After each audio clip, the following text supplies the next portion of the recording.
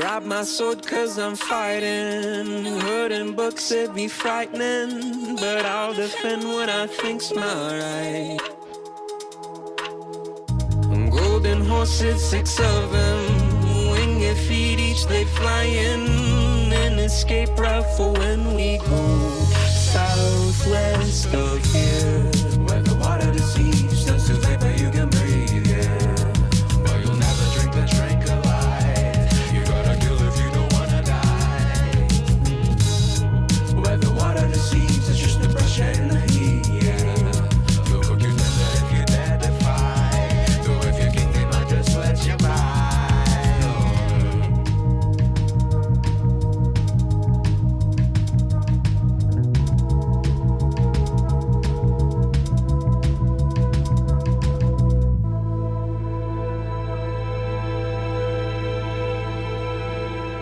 Hello, and welcome to Mercury Rising. This is Joji with another Keeping Up with the Moon. This one is a little bit special. I think you've noticed by the intro that's a little bit different, that I'm trying to be fun and creative.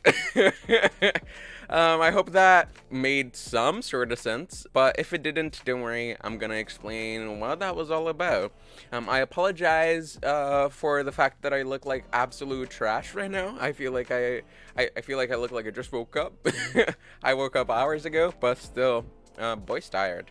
Anyways, the main thing that I want to do with my astrology is study the parallels that astrology has with music theory. And as I've been doing this, I realized that you can express some of these planetary configurations in a musical way, and I'm really curious to see how accurate that representation actually is. I guess the question is, does the way that this song make you feel reflect the way that this transit or this natal placement pans out in your life? I think that's the main sort of question that I'm looking for, and it's also just a fun experiment to do and a little bit different. I feel like there's so many new moon, full moon reports over here on YouTube that I wanted to do something a little bit different with mine. But yeah, so I hope you like the songs, and just the fact that there's a song in the intro doesn't really change that much of the format of the Keeping Up with the Moon episodes that I've been doing. But instead of looking at the Instagram posts, we're just going to be breaking down the lyrics of the song, just because since we're talking about the new moon, we're talking about like the whole lunar cycle that we're about to start. By making it a song, I'm hoping that you also can listen to it on your free time. Come back to this video and give it a listen. If I find that enough people like this sort of thing, I will eventually post the song somewhere online. But yeah, let's set a goal.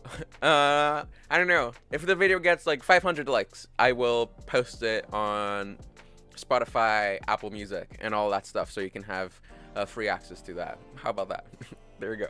But yeah, with that said, let's break down the song and what was going on in this mind when I wrote all these weird lyrics.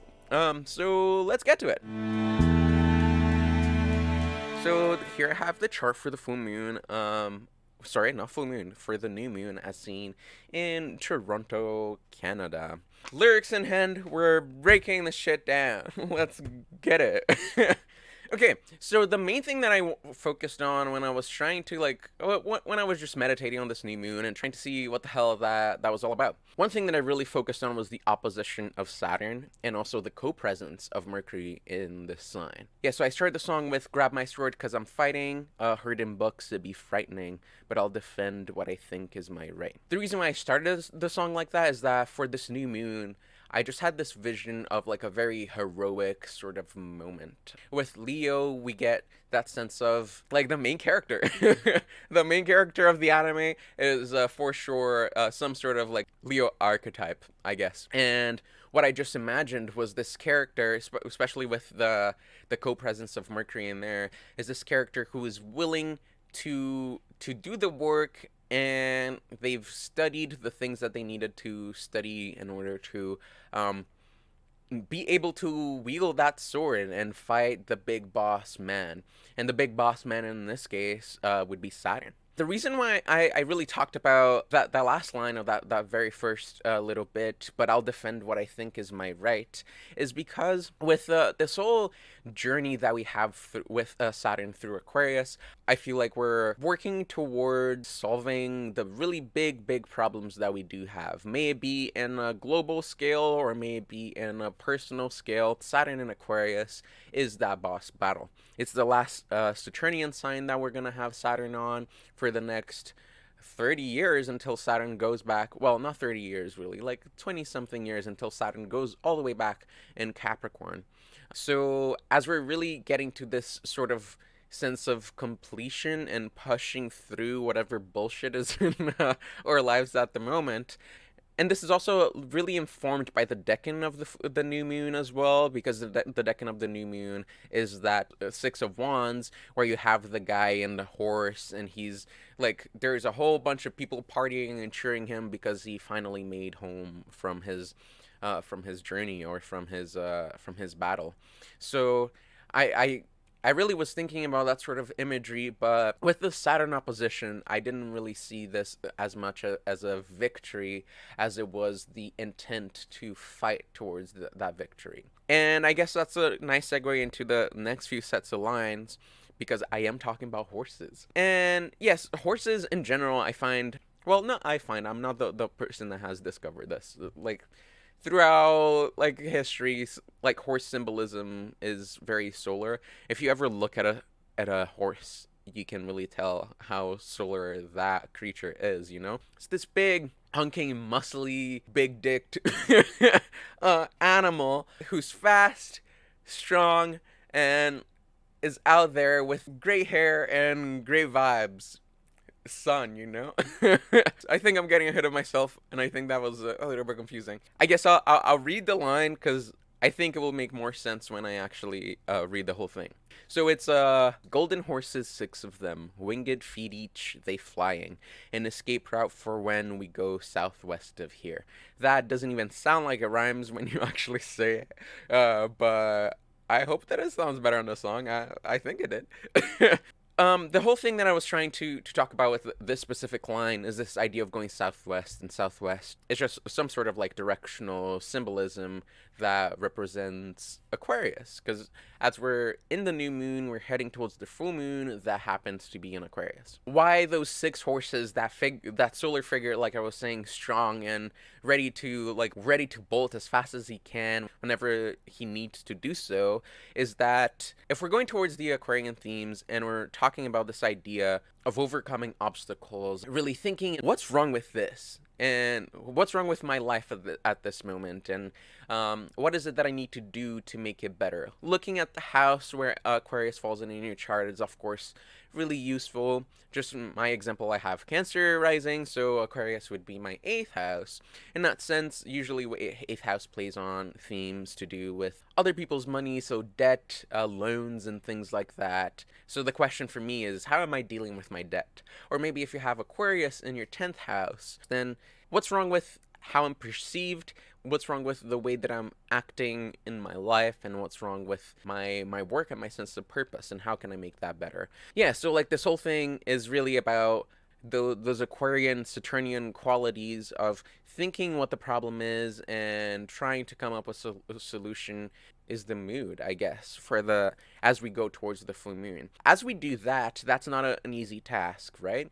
And even with me using Saturn as this symbol of the big boss battle of a given moment, that's not easy. Those symbols of the golden horses and having 6 of them, 6 is also a solar number. But not only are the horses that strong solar symbol, they also have winged feet, which is obviously a mercurial symbol. And it implies speed, and it implies a lack of obstacles. Because if you think about a horse that can fly, that horse doesn't need to jump. You can just hop on it and fly away, far away from whatever Aquarian problem it is that you're dealing at the moment. Notice that I do reference it as an escape route.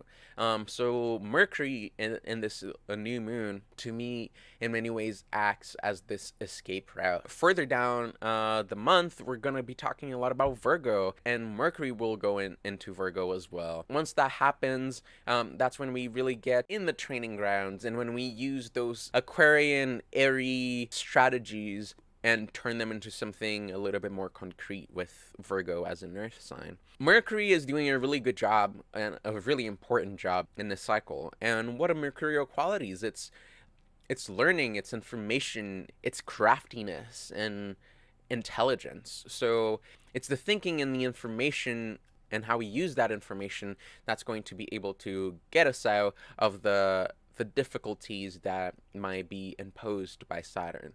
If we notice this, if we really want to break this down a little bit further, the sun and the moon, as they conjoin and form the new moon, they'll actually be separating from that opposition to Saturn. So that opposition to Saturn was in the past. And I think that this really speaks of the problems that happened at the very beginning when Saturn just went into Aquarius, and when Jupiter was also in Aquarius.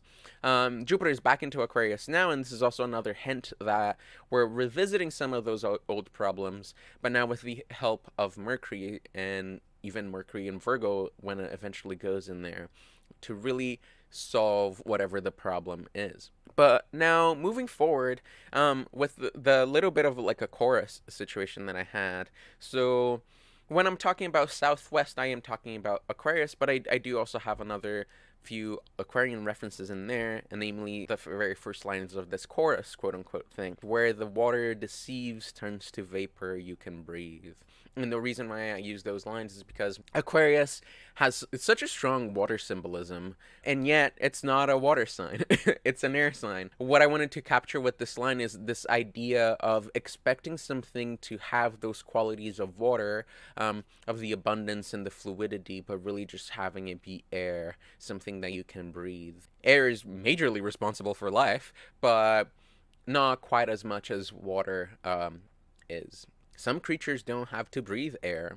Like, it's not entirely necessary for a living thing to breathe air for it to be alive. But water, on the other hand, we just wouldn't have any sort of life without water. So imagine this whole journey. You're on top of these horses, you got your sword in your hand, and you're told that where you're going, you're gonna find water, and you're super thirsty. So you're so excited to find it. But then you get there and there's no water, it's just air. And how upsetting can that be? I think that these are two things that we have to keep in mind, because Aquarius, more often than not, is seen as the humanitarian sign, or the sign that really fights for the underdog, and that there is some truth to that. But Aquarius, most of all, stands for the fact that you wouldn't need some sort of humanitarian if things weren't bad.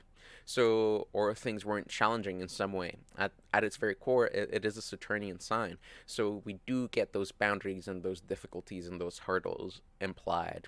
And that's what I wanted to capture with that line. And this also spills into the next little passage when I say, but you can never drink the drink of life. You gotta kill if you don't want to die. And I say that directly speaking about the way that we talk about Aquarius as being this humanitarian sign, or like the savior sign. We talk about the age of Aquarius all the fucking time. And how the age of Aquarius is supposed to be like, I don't know, this 5D thing, and everything's gonna be fine and everything's gonna be okay. While I think that we're definitely heading towards better things, we're not quite there yet. And the journey there, if we're really taking an Aquarian journey towards that, it's not an easy one. One thing that I really attribute to Aquarius is the ability to see things for what they are, even when things are difficult.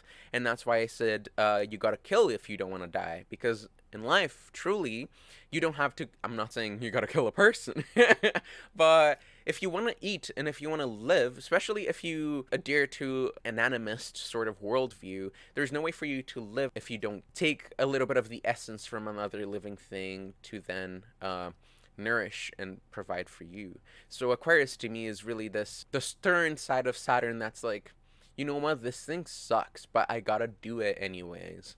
And I think that's almost like the motto for this new moon as we're heading towards that. And I know that I talked about a lot about Aquarius, and the new moon is not even in Aquarius, but how Leo interacts with that is that sense of heroism. It's almost like you're briefly allowed to believe that you're the chosen one, you know? You are the hero of your own story, and the hero eventually will have to face those Saturnian Aquarian sort of hurdles. And as we're starting this new cycle, I think the challenge is really to feel comfortable with this idea of heroism and the hero within. And um I guess also the idea of embracing that you are the center of your life. The sun rules Leo, and the sun is the center of our solar system. So Leo has also this big centralized sort of vibe to it. Like you are it, and you're allowed to feel like you're it. And that's why in the first few lines I really tried to capture that sort of feeling, like almost like the hero is saying, grab my sword, I'm gonna fight, I'm gonna do this. And I think that if we want to actually do it, we have to be able to grab the sword. You know, even if we're not necessarily very well versed in wielding a sword, you think that you might accidentally cut yourself in the process of learning how to wield it, and you're going into a battle completely unprepared. You're still having that the determination to even face the battle in the first place. And a hero's journey is a long one. No hero starts the journey like with all the powers that they need to defeat the boss. So that's also a thing that we have to keep in mind going forward. So with that said, this is what I had in mind. I don't want to give you too much to think about because I really want you to sit with those lyrics and sit with what the song actually sounds like, because I really tried to represent the aspects and the signs through my choice of harmony and my choice of rhythm. So if you really just sit with that and let me know how you feel, or not even let me know how you feel.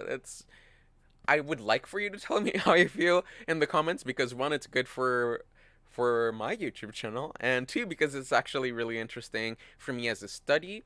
But just for yourself, ask yourself, how does this make me feel? Like it was interesting for me, at least, because Leo is my second house, to think about that while writing the song and how those sorts of themes are playing in my life. I wrote the song way before the new moon, because I'm doing this a few weeks in advance, but still just sitting with the melody, the harmony, and the rhythm, and seeing how, like, where's Mercury here? Where's the sun? Where's the moon? And where's Saturn? What are they all doing? I haven't talked too much about Jupiter, but Jupiter's definitely there in some ways, even just by looking at the decan that the moon is in. It is a decan ruled by Jupiter as well. And then the full moon that we're heading towards is also a full moon that is conjoined Jupiter. So Jupiter will also play a role in that. And again, Jupiter is Zeus, so those ideas of heroism and grandiosity are very much embedded into the planet as well. So with that said, I hope that this was insightful, and I hope that you enjoyed it. Let me know in the comments. Always subscribe, and do all of that fun stuff. It helps me a lot. But yes, I'll see you tomorrow with the regular, no big opening or anything like that, just regular chat like always. So yes, I hope you enjoyed this, and I hope that you think that this is a good idea and actually helps you understand astrology a little bit better. Get excited, because the full moon I'll be doing a similar thing. So until then, bye bye. I'd like to take this moment to thank and credit my teachers and people who have influenced me throughout my studies. These are also people who I may quote from time to time: Thaddeus Fallons, Dimitra George, Patrick Watson, Firmicus Maternus, Dorotheus, Lisa Shine, Austin Coppa, Kelly Surtees, Gemini Brett, Samuel Reynolds, Hermes, T. Susan Chang, Mel Meline, Chris Brennan, Saint Expedite, Gordon White, Connor Habib, and Eric L. Arnenson.